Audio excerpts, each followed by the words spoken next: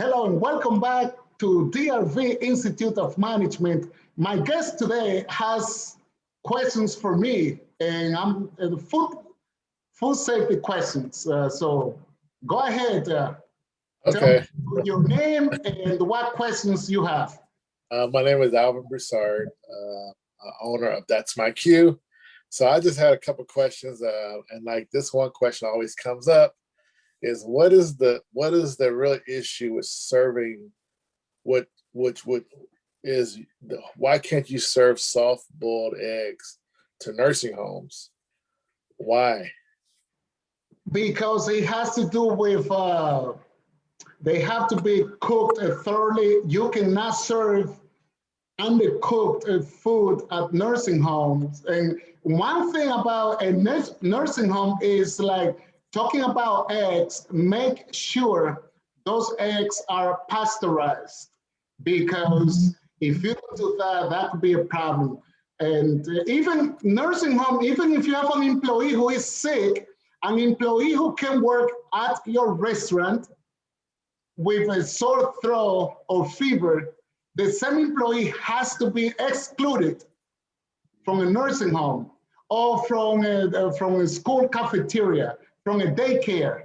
And so, like, as you can see, food safety is not just about your own restaurant, but think about the type of establishment you have in that community. So, yes.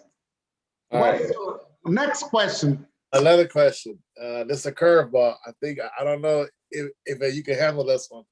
So you know how you have to record your temps and your tracking of the meats and so forth. But if someone calls in, oh, I want a medium rare steak, and then a steak is should be cooked to a certain temperature, and so what do you recommend? I know they'll say, oh, cook beef to 155 or this and that, but when you're dealing with stuff like that, what do you recommend us doing as companies if somebody wants something like a medium rare steak? And technically it's not the law temperature, but what would you advise on that? The advice will be it is important. That's why communication is so important. Communicate to the customer that it is not advisable to eat that kind of raw, bloody type of meat. And as long as you explain that to the customer, because one thing is having on the menu. On the menu, you can have the warning about the potential risk of eating raw, but it's like when you explain that to detail, the customer will determine if this is what the customer wants. Right. And but you need to explain, because when you explain that, the customer will understand that. Then the customer will make that decision, and that would actually protect you, believe it or not, because. And that's why you need to train your employees. Your employees should be trained on how to communicate with customers for a potential question like that. Yeah. And I'm gonna throw something there. It's like one time you talk about in food safety, you talk about cross contact. And what are we talking about cross contact?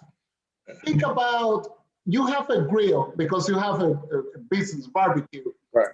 and someone wants to eat like something like the person doesn't want to eat meat, or the person wants to eat like some veggie, grilled veggies or the like. So to avoid a cross contact, you need to clean, sanitize that equipment to satisfy the customer. And and sometimes you may have seen that employees in restaurants serving using one serving spoon to scoop something from another food, and that could be a contaminant. Because remember one thing: when you serve food, your food is not the same for every consumer. Some consumers are allergic to certain things like peanut butter, soybeans, tofu, and the like. So it is about us to answer that question. It's good to communicate with the customer. Just let the customer know the customer is right. Yes, the customer is right to be informed. Okay, and that's the key. I appreciate that. That's really good. I like how you answer that question.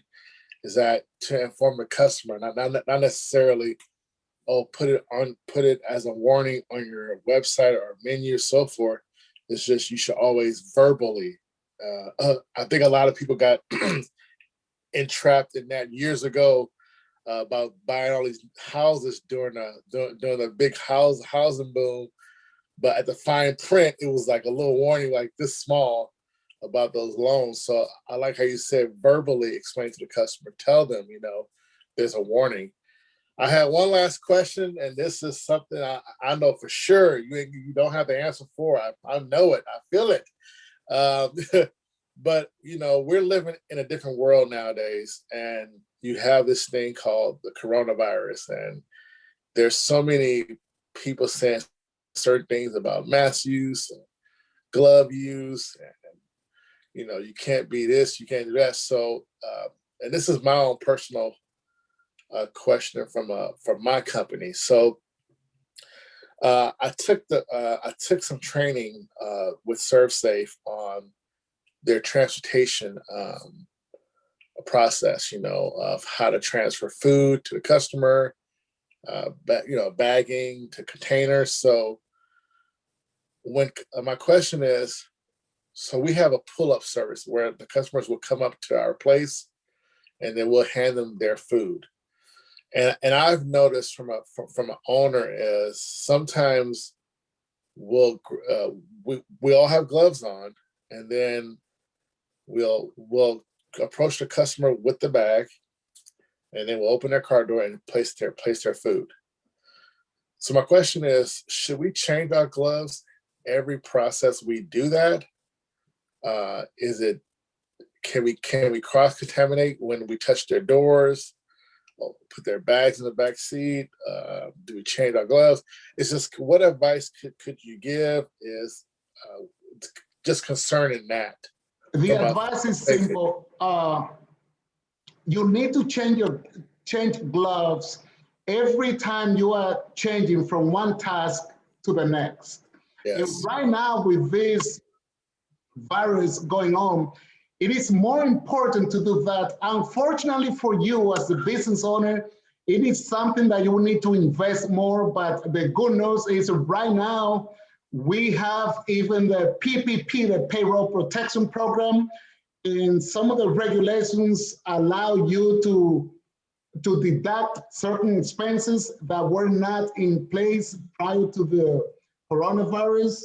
Okay. But my advice is, you need to have gloves. I mean, employees in different sizes, by the way, because you have an employee who will have a very small hand, but other employee will have bigger. And change the gloves, because this is what happens. If you touch a doorknob, or if you open the trunk of a car where a customer is driving through, or the back door, as you say, of the car, those are areas that have a lot of bacteria. And you can contaminate your food if you are using the same gloves and go back and do something else. And sometimes you can do something unknowingly, as simple as picking up a piece of paper from the floor, or buzzing a table because the employee is busy. And you can do that unknowingly. So my advice is, change gloves. Employees just need to get used to that, to changing constantly. And you mentioned about like face covering, which is a mandated issue now. One time I went to a restaurant, and I saw a sign at the door. We are talking about probably mid last year, and there was a sign that said that customers and employees, quote unquote, must wear masks when going to the bathroom. So I was, since I'm about customer service 24/7, I asked an employee that I needed to see the manager. Sure, I didn't have a complaint. I told the manager, I don't have a complaint, I have a concern. That notice that you have here by the door, it is nice, but so what do you do as a manager with employees when they go to the restroom, wearing masks and coming back into the kitchen or dealing with customers, do you replace them or Oh, the manager didn't?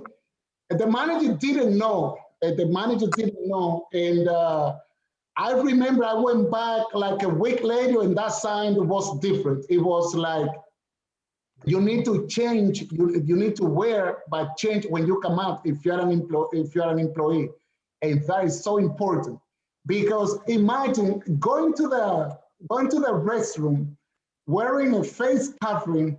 It is no difference than going to the restroom wearing your apron and going back to the kitchen. So if you are a cashier, if you are a food runner, if you are a manager in the restaurant and you are going and you think, well, I'm washing my hands between 10 to 15 seconds, the entire process takes 20 seconds, but oh, I'm doing the right thing. No, because you are transporting bacteria on that face covering, on that mask that you have on. And those are the things, those are the simple things that whenever someone wants to work with me, I provide things that they are not out there. But the CDC didn't put that. And wow. yes, and that would be my advice. For you, you want to protect your business, invest a lot of gloves, a lot of masks, all those PPE, you know, personal protection equipment. Do that, and you should be on the right way to success. Oh, wow, Any other question?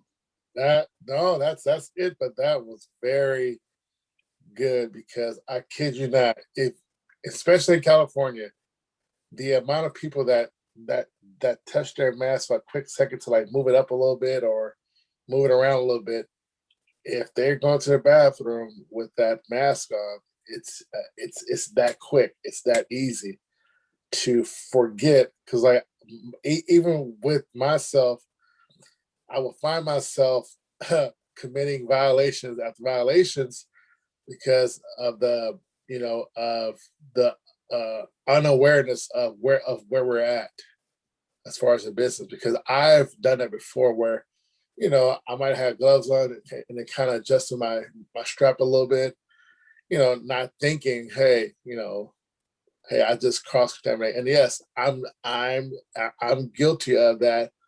Where even if you leave one area of your kitchen, that mask can be contaminated, and then just I mean, again, it's just being more aware of where we're at, and that's why I did ask that question, is because we see it every day in California.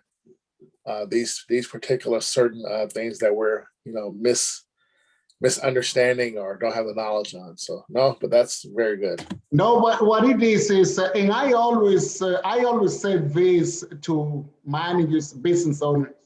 Sometimes when you run a business, it is not a bad idea to bring someone from outside to provide you training. Unfortunately, a lot of companies out there, they don't I don't know. They don't get it because get someone that can break things down for you, and because it's all about you. It's protecting you, protecting your customers, protecting your employees, and protecting members of the community. And that is so important. But it is that's what I do. And sometimes I have a lot of stories to tell. And every time I do a training, I always have something that was not on a book, on a training manual, anything like that, because it's common sense. Yes, it is common sense. It's like an employee or a manager goes to the restroom. If you didn't design that during the construction process, that the door would open automatically, that you may have a door like for when you have someone with like with the ADA, with the physical disabilities, that you need a button to push and so forth, that you can push with your elbow, not with your hands, because you just clink them. And those are simple things. Or another thing is not having, believe it or not, in your restroom, not having a garbage container right by the door, that when you touch the door handle, you are not going to recontaminate your hand, one hand to go back to the kitchen. It is so, and that's why the first thing an employee or a person should do upon entering your restaurant is talking about an employee, not a customer. Believe it or not, guess what? You clock in or you are on salary, doesn't matter. The first thing is you run to that hand washing sink and you take care of you wash your hands, because you were dealing with the steering wheel of your car. You were probably taking public transportation or got on a train or whatever, and you don't have a clue. You know, bacteria will multiply by 2, 4, 8, 16, and within seconds, you're gonna have 1,000 bacteria multiply, and that's important. Yeah. Okay, so if you have another question, let me know. But as I said, sometimes I like to do Q&A, and I like to do Q&As, and today was about food safety. Yeah.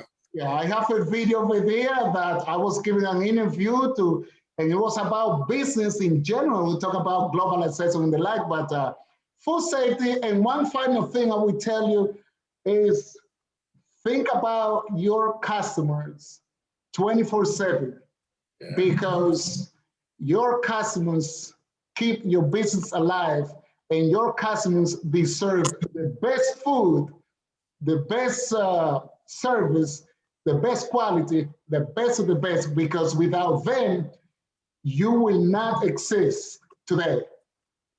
I will leave you with that. Thank you so much, Dario. I really appreciate the Q&A session. You're welcome. You have a great day. And anyone out there, if you would like to interact with me, let me know. And I'll be more than happy. Subscribe to my channel, that you can get that kind of knowledge that is not from textbook. Thank you. Thank you. Bye.